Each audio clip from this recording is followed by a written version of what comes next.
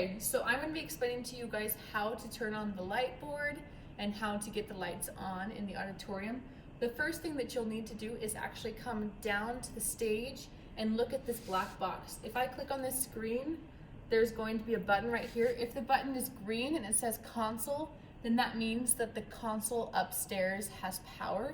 If it's not clicked, then that means it does not have power.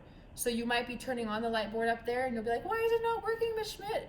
And I'll be like, well, did you make sure the console button's turned on? And you'll have to come down here and click the console button, and then you should be fine. Okay. Okay, so the next step is going to be turning on the light board.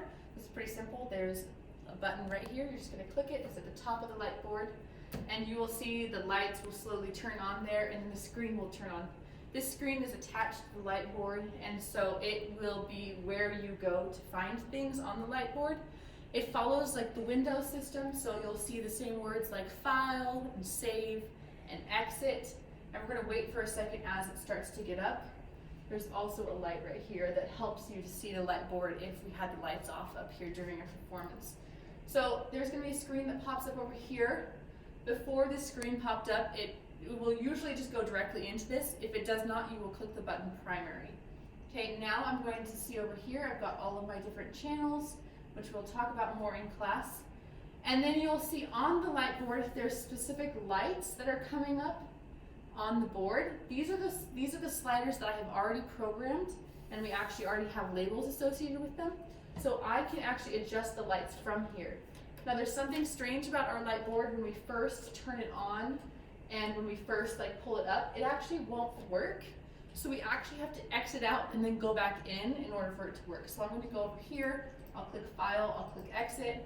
It'll say, do you really want to quit? And I'll click OK. It's going to turn off the light board. Now I'm going to click primary, and it's going to go right back into where I just was.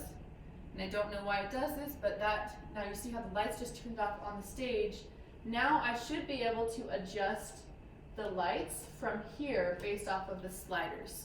And that's the first thing that you're going to be doing during classes. You're going to learn how to use these sliders and how it changes the lights on the stage. And the one last thing that you'll notice is you'll see that there are actually lights on the stage. Those are called the work lights on the stage. They're not controlled from the light board, so you've got to make sure that those get turned off before you come up here if you are running a performance, because they obviously can't be controlled from up here. You can control the house lights, but you can't control those, so those have to be off. When you finish with what you're doing on the light board, you're going to click File, you're going to click Power Off Device, you're going to double click and click OK, and it's actually going to turn the whole light board off. And you're going to take this thing, which is called the dust cover, and you're going to put it back onto the board.